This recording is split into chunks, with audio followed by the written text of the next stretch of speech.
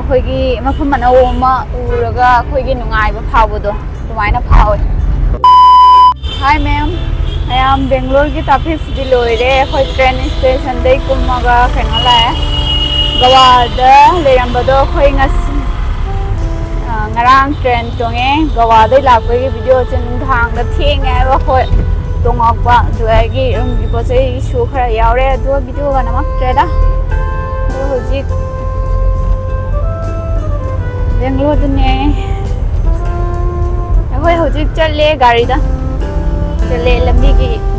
bhir se amta jengo jengina si mayam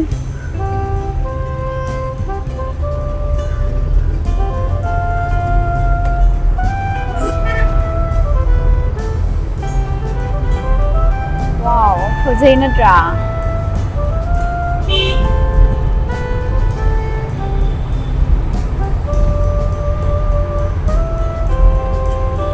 Gawa se lay mele maga mayam akoy na lakwa se khadi asum nuwaite haidi leibagi yam saya ba adugi leibada keno koibagi di nuwai ba aduga leibagi di khara asum nuwaite haitare saya ba amna adu mogi Kaiноram da su khara sum mod pa hai dai kai mai hai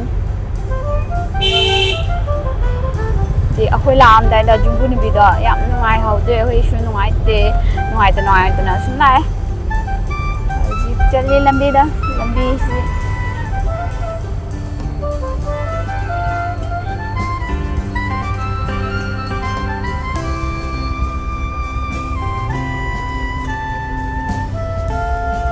Train gi keno da lakpani na nunghang ama ahing ama gawadagi Bengalore se ahing ama nunghang pung 11 ga minute 10 gumba da thare eba thara ga siga mama gumba da yaure nunghang chupom train da lerakoi masna se na phare lai yengo do mi thule Ganesh ni Ganpati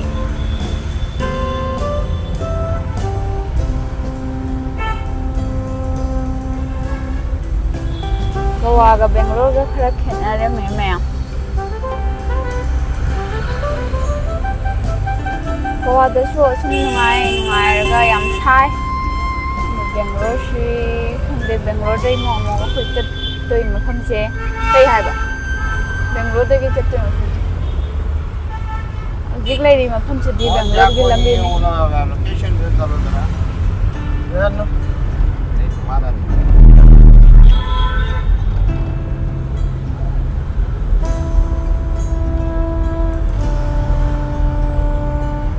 Big views है फजाइना जाम दे जाम दी लई है फजाना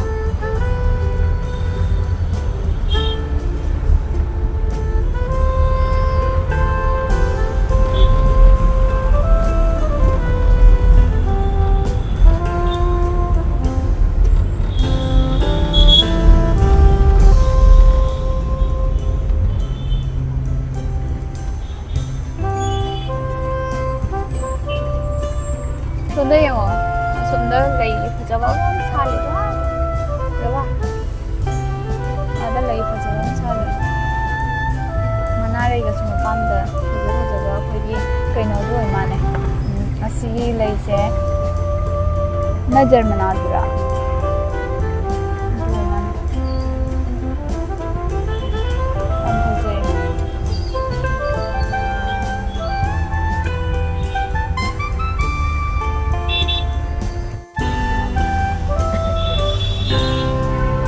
कोई गाड़ी दा चलिए बा गाड़ी दा चली लंबी दा ले ट्रैफिक हम ले ट्रैफिक खुले है मा दो कोई ngarang लाको दा वीडियो नमक ट्रिदो आइना हाइबदुने नुंधांग से कोई थेंगे बा कइनो दai थोलको मतम दा सु बा दai थोलको मतम दा सु मोगी कइनो तो कैब बुक तोना ऑनलाइन दगा ला कइनो तो बदो दुमाइना फंगे बा दोगी जुम दा गाड़ी ले आबा दोगी गाड़ी दुगी अखोइना गाड़ी हाइनारगा लाए लागा नुंधांगो लाकपदु लंबी दुगा कइनो तौरे आबा अखोइसे थेंगे आबा अदुगी ꯚꯤꯗꯤꯑꯣꯗ ꯅꯝꯃꯛꯇ꯭ꯔꯦ ꯑꯗꯨꯒ ꯑꯩ ꯇꯣꯡꯕ ꯃꯇꯝꯗꯁꯨ ꯑꯩꯈꯣꯏ ꯔꯨꯝꯒꯤ ꯄꯣꯠ ꯆꯩ ꯈꯔ ꯌꯥꯎꯔꯛꯑꯦ ꯑꯗꯨ ꯄꯣꯠ ꯆꯩꯗꯣ ꯑꯌꯥꯝꯕꯗꯣ ꯚꯤꯗꯤꯑꯣꯁꯦ ꯅꯝꯕꯒꯤ ꯁꯔꯞ ꯃꯇꯝꯁꯦ ꯂꯩꯇ꯭ꯔꯦ ꯑꯗꯒꯤ ꯇ꯭ꯔꯦꯟꯁꯦ ꯃꯔꯛꯇꯒꯤ ꯇꯣꯡꯕꯅꯤꯅ ꯑꯩꯈꯣꯏ ꯇ꯭ꯔꯦꯟꯁꯦ ꯀꯥꯕ ꯅꯪꯍꯧꯔꯣꯏꯗ꯭ꯔꯥ ꯍꯥꯏꯅ ꯄꯣꯠ ꯆꯩ ꯌꯥꯕꯗꯨꯒ ꯑꯗꯨꯒ ꯀꯩꯅꯣ ꯇꯧꯗ꯭ꯔꯦ ꯑꯩꯈꯣꯏ ꯍꯧꯖꯤꯛ ꯀꯩꯅꯣ ꯇꯧꯔꯦ ꯒꯣꯋꯥꯗꯒꯤ ꯕꯦꯡꯒ꯭ꯂꯣꯔꯗ ꯂꯥꯛꯑꯦ ꯕꯦꯡꯒ꯭ꯂꯣꯔꯗ ꯂꯥꯛꯑꯒ ꯍꯧꯖꯤꯛ ꯕꯦꯡꯒ꯭ꯂꯣꯔꯗ ꯂꯝꯕꯤꯗ ꯆꯠꯂꯤ ꯑꯩꯈꯣꯏꯅ ꯆꯠꯀꯗꯕ ꯃꯐꯝꯗꯣ ꯌꯧꯗ꯭ꯔꯤ ꯌꯧꯔꯀꯥꯟꯗ ꯑꯃꯨꯛ ꯈꯪꯍꯜꯂꯛꯀꯦ ꯌꯦꯡꯕꯤꯅꯁꯦ ꯂꯝꯕꯤꯁꯦ ꯑꯗꯣ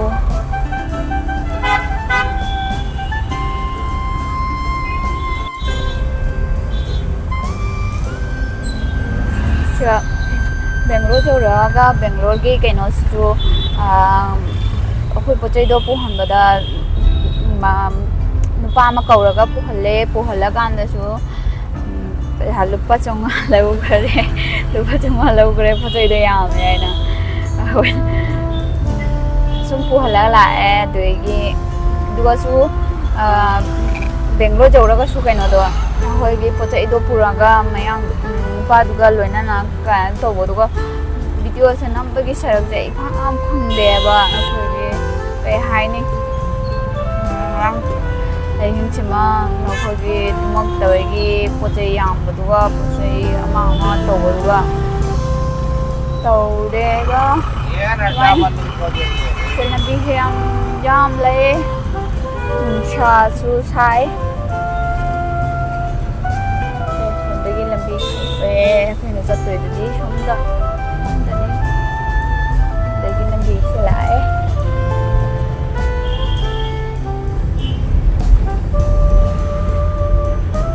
ꯍꯥꯏꯗꯅꯣ ꯑꯩꯅ ꯄꯥꯏꯈꯠꯂꯤꯁꯦ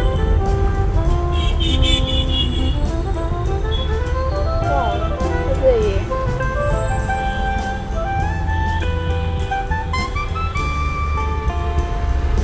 ꯈꯣꯡꯎꯞ ꯃꯣꯜꯅꯦ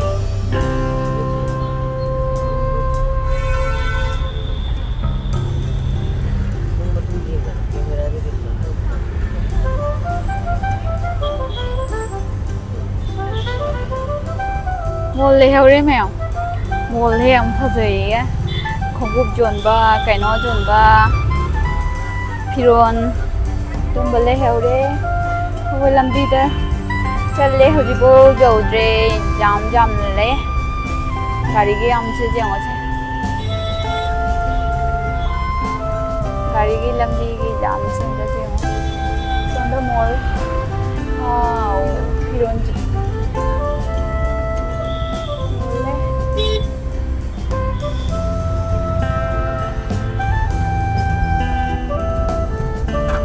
ꯃꯐꯝꯗꯨ ꯌꯧꯔꯀꯥꯟꯗ ꯁꯥꯟꯇꯤ ꯂꯩꯔꯅꯦꯕ ꯂꯝꯕꯤꯗ ꯂꯥꯛꯄ ꯌꯥꯝ ꯋꯥꯏ ꯌꯥꯝꯅꯗꯤ ꯃꯐꯝꯁꯦ ꯎꯔꯒ ꯑꯃꯈꯛ ꯂꯩꯇ꯭ꯔꯦꯅꯦ ꯑꯩꯈꯣꯏꯒꯤ ꯃꯐꯝ ꯑꯅꯧꯕ ꯑꯃ ꯎꯔꯒ ꯑꯩꯈꯣꯏꯒꯤ ꯅꯨꯡꯉꯥꯏꯕ ꯐꯥꯎꯕꯗꯣ ꯑꯗꯨꯃꯥꯏꯅ ꯐꯥꯎꯋꯦ ꯃꯐꯝꯁꯤꯒ ꯌꯧꯔꯛꯑꯒ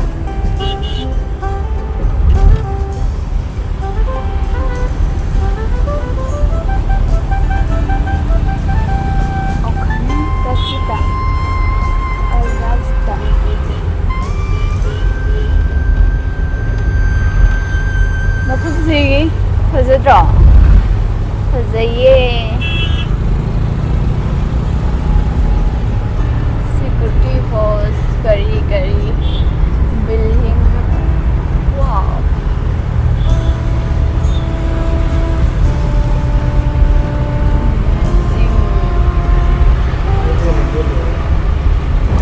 ꯁꯦ हाईवे लंबे कारा माने नत्रा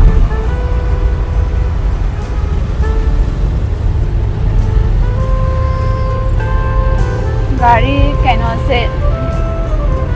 जाम से खरा फागरे गाड़ी जाम ले बदो खरा फागरे मयाम हो चले नुहाइना चलते नुसिने मरुर मसी समना गजे मरुर मा हाइदा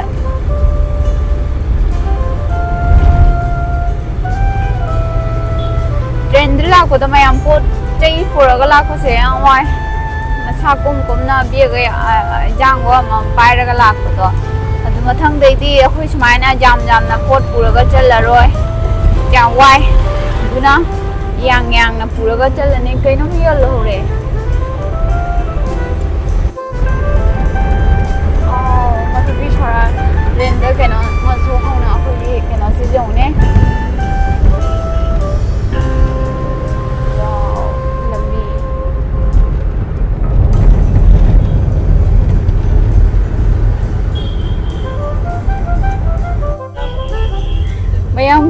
ꯁꯝꯒꯁꯦ ꯑꯉꯥꯎꯕꯤ ꯑꯗꯨꯃꯥꯏꯅ ꯅꯨꯡꯁꯤꯠꯇ ꯍꯨꯝꯗꯣꯛꯑꯝꯃꯦ ꯍꯥꯏꯕ ꯑꯩꯈꯣꯏ ꯂꯝꯕꯤꯗ ꯆꯠꯂꯦ ꯂꯝꯕꯤꯁꯦ ꯂꯝꯕꯤ ꯑꯗꯨꯅꯤ ꯃꯌꯥꯝ ꯀꯩ ꯍꯥꯏꯅꯤ ꯃꯌꯥꯝꯁꯨ ꯁꯨꯝ ꯌꯦꯡꯃꯤꯟꯅꯁꯦ ꯑꯩꯈꯣꯏ ꯂꯥꯛꯄ ꯃꯇꯝꯗ ꯀꯥꯞꯄꯛꯇꯦ ꯍꯥꯏꯔꯅꯤ ꯂꯥꯛꯄ ꯃꯇꯦꯛꯇꯒꯤ ꯑꯁꯨꯝ ꯎꯠꯂꯛꯑꯦꯅ ꯑꯗꯨ ꯑꯩꯈꯣꯏ ꯃꯇꯥꯡ ꯆꯥꯗꯕꯒꯤꯅꯤ ꯍꯥꯏꯇꯥꯔꯦ ꯑꯗꯨꯅꯤ ꯑꯩꯈꯣꯏ ꯍꯧꯖꯤꯛ ꯂꯝꯕꯤꯗ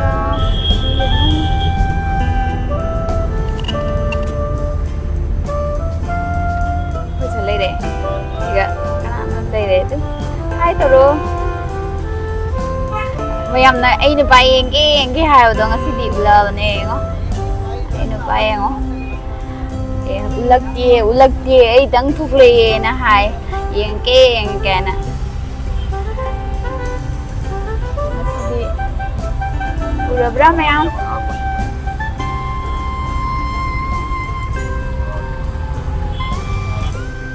ꯒꯥꯔꯤꯁꯦ ꯖꯥꯝ ꯑꯣꯏꯅ ꯆꯠꯂꯦ ꯍꯥꯏꯕ ꯑꯗꯨꯒꯤ ꯀꯔꯝ ꯀꯥꯟꯗ ꯌꯧꯗꯣꯏꯅꯣ ꯈꯪꯗꯦ ꯖꯥꯝ ꯑꯣꯏꯔꯦ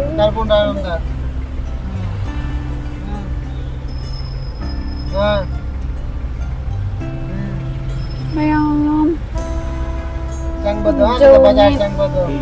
ꯖꯧꯕꯒꯤ ꯉꯥꯏꯕꯗ ꯌꯥꯝ ꯋꯥꯕꯗꯣ ꯃꯤ ꯉꯥꯏꯕ ꯒꯥꯔꯤ ꯉꯥꯏꯕ ꯖꯧꯕꯒꯤ ꯂꯝꯕꯤ ꯉꯥꯏꯕ ꯌꯥꯝ ꯋꯥꯏ ꯍꯥꯏꯕꯗ ꯆꯨꯝꯃꯦ ꯃꯌꯥꯝ ꯌꯧꯔꯀꯥꯟꯗ ꯁꯥꯟꯇꯤ ꯑꯣꯏꯅꯦꯕ ꯅꯨꯡꯁꯥ ꯌꯥꯝ ꯁꯥꯏ ꯉꯁꯤꯁꯦ ꯅꯨꯡꯁꯥ ꯈꯨꯁꯥ ꯑꯃ ꯒꯥꯔꯤ ꯃꯅꯨꯡꯗ ꯂꯩ सधैँ चङ्गा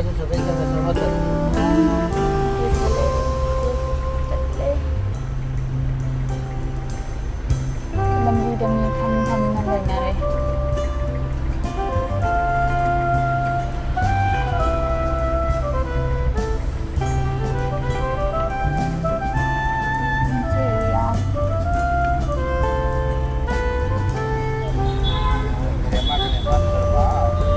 ꯌꯥꯝ ꯐꯥꯔꯦ ꯂꯝꯕꯤ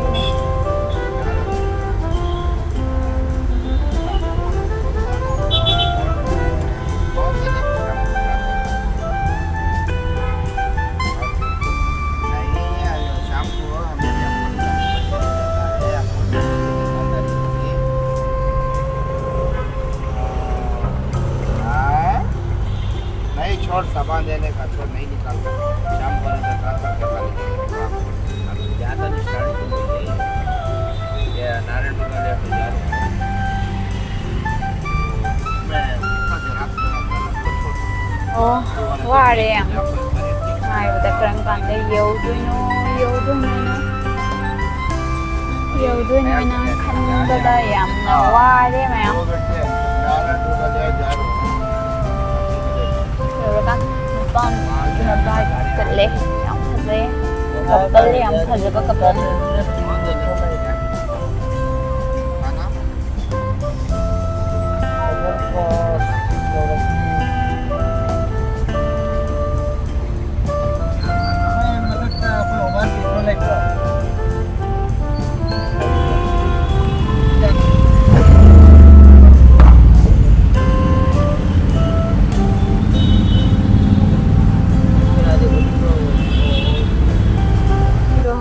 ꯀꯥꯏꯗ ꯂꯥꯛꯏꯅꯣ ꯈꯪꯗꯦ ꯍꯥꯏꯕꯣ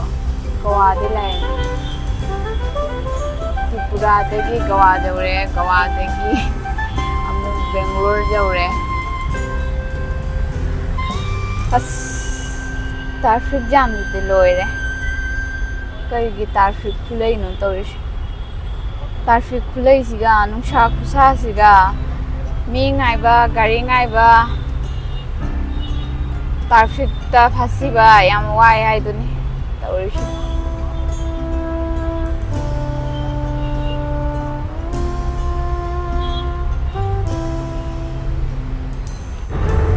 वाव ꯂꯝꯕꯤꯁꯤ ꯐꯖꯃ ꯁꯥꯏꯗꯇꯒ ꯕꯤꯜꯗꯤꯡꯒ ꯂꯩꯔꯅ ꯌꯥꯝ ꯐꯖꯩꯌꯦ ꯃꯌꯥꯝ ꯒꯋꯥꯒ ꯕꯦꯡꯒ꯭ꯂꯣꯔꯒ ꯌꯥꯝ ꯈꯦꯠꯅꯕ ꯂꯩꯔꯝꯃꯦ ꯂꯝꯕꯤꯁꯦ ꯎꯕꯗ ꯑꯗꯨꯝ ꯈꯪꯉꯦ ꯒꯋꯥꯗꯗꯤꯅꯦ ꯀꯩꯅꯣ ꯑꯣꯇꯣꯒꯁꯦ ꯃꯁꯤꯡ ꯊꯤꯅꯤꯡꯉꯥꯏ ꯌꯥꯅꯤ ꯑꯩꯈꯣꯏ ꯌꯨꯝꯗꯗꯤ ꯑꯣꯇꯣ ꯇꯨꯛꯇꯨꯛꯀꯤ ꯑꯗꯩ ꯒꯥꯔꯤ ꯃꯆꯥꯒꯨꯝꯕ ꯆꯠꯂꯤꯗꯅ ꯃꯣꯏꯗꯅ ꯕꯥꯁꯀꯨꯝꯕ ꯆꯠꯂꯦꯕ ꯕꯥꯁꯁꯤꯒ ꯑꯅꯝꯕ ꯃꯤꯈꯩꯒꯤ ꯂꯣꯏꯅ ꯍꯥꯞꯆꯤꯜꯂꯅꯤ ꯃꯤ ꯀꯩꯅꯣ ꯇꯧꯕꯣꯏ ꯇꯧꯗꯕꯣꯏ ꯑꯗꯨꯃꯥꯏꯅ ꯁꯤꯠ ꯂꯩꯕꯣꯏ ꯂꯩꯇꯕꯣꯏ ꯑꯗꯨꯃꯥꯏꯅ ꯑꯣꯏꯌꯦꯕ ꯁꯤꯒꯗꯤ ꯈꯦꯠꯅꯕꯁꯦ ꯁꯤꯒ ꯃꯐꯝꯒꯤ ꯈꯦꯠꯅꯕꯁꯦ ꯁꯤꯒ ꯁꯨꯝ ꯂꯩꯔꯝꯃꯦ ꯒꯣꯋꯥꯔꯣꯝꯗ ꯀꯣꯏꯕꯒꯤꯗꯤ ꯌꯥꯝ ꯅꯨꯡꯉꯥꯏ ꯁꯤꯇꯤꯔꯣꯝꯗꯗꯤ ꯑꯗꯨꯃꯥꯏꯅ ꯇꯧꯗꯦ ꯑꯩꯈꯣꯏꯒꯤ ꯀꯝꯄꯅꯤ ꯁꯥꯕ ꯈꯔ ꯃꯅꯨꯡ ꯑꯣꯏꯔꯞ ꯂꯩꯕꯁꯦ ꯑꯩꯈꯣꯏꯒꯤ ꯒꯥꯔꯤꯒꯤ ꯆꯥꯗꯦ ꯍꯥꯏꯕ ꯈꯨꯗꯣꯡ ꯆꯥꯅꯤꯡꯉꯥꯏꯁꯨ ꯂꯩꯇꯦ ꯃꯌꯥꯝ ꯅꯨꯡꯁꯤꯠꯅ ꯃꯃꯥꯏꯒꯤ ꯃꯁꯝ ꯑꯇꯦꯟꯕ ꯃꯌꯥꯝꯁꯦ ꯂꯣꯏꯅ ꯍꯨꯝꯗꯣꯔꯛꯑꯦ ꯉꯥꯎꯕꯤꯗꯣ ꯃꯁꯝꯁꯦ ꯍꯨꯝꯗꯣꯛꯑꯒ ꯌꯥꯝ ꯑꯁ ꯂꯝꯕꯤꯒꯤ ꯚ꯭ꯌꯨꯁꯦ ꯐꯖꯗ꯭ꯔꯥ ꯃꯌꯥꯝ ꯚ꯭ꯌꯨꯁꯦ ꯌꯥꯝ ꯐꯖꯩ ꯋꯥꯎ ꯍꯥꯏꯅ ꯇꯥꯔꯦ ꯑꯗꯨꯗꯤ ꯑꯥꯗ ꯕꯤꯜꯗꯤꯡ ꯑꯋꯥꯡꯕꯁꯦ ꯃꯌꯥꯝ ꯑꯩꯈꯣꯏꯅ ꯍꯌꯦꯡꯋꯥꯏ ꯄꯩꯁꯥ ꯃꯌꯥꯝ ꯑꯃ ꯇꯥꯜꯂꯒ ꯌꯨꯝ ꯐꯖꯕ ꯑꯆꯧꯕ ꯑꯃ ꯁꯥꯒꯦ ꯑꯩ ꯈꯜꯂꯤ ꯃꯌꯥꯝ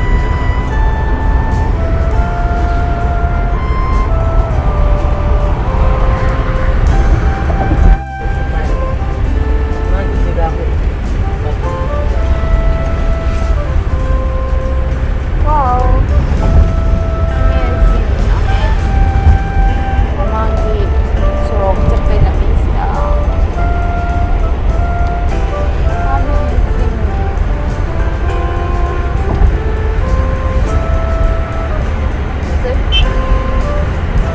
Nungshiju am chitli.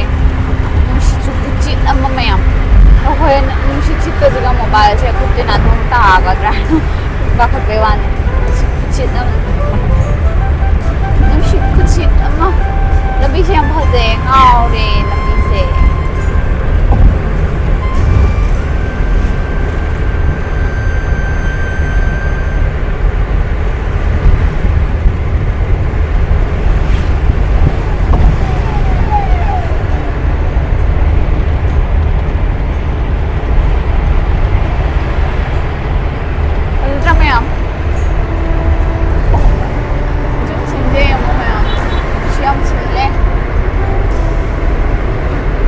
Traffic to lanthore, traffic lanthoga kai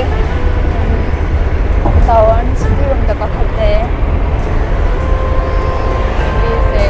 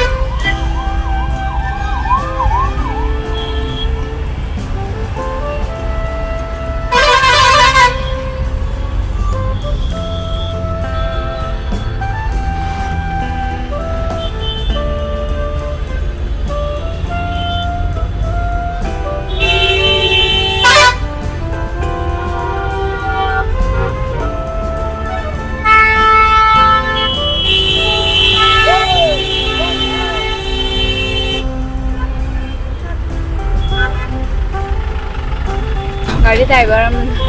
traffic mayayda kaino da gari se lepsal laina laura koi wani da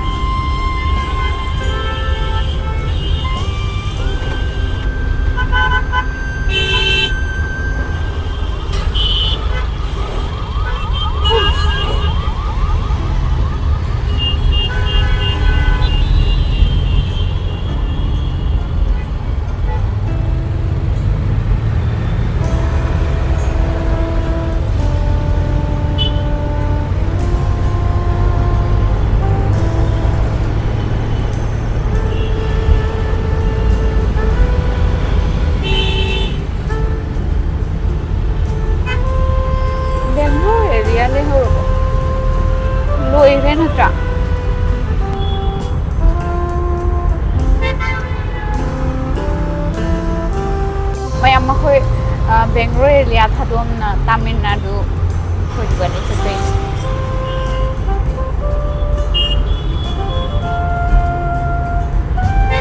mayam video se siga siga lotion jarage fazaradi subscribe tawbiramu share tawbiramu comment tawbiramu like tawbiramu next video da mun nasi bye bye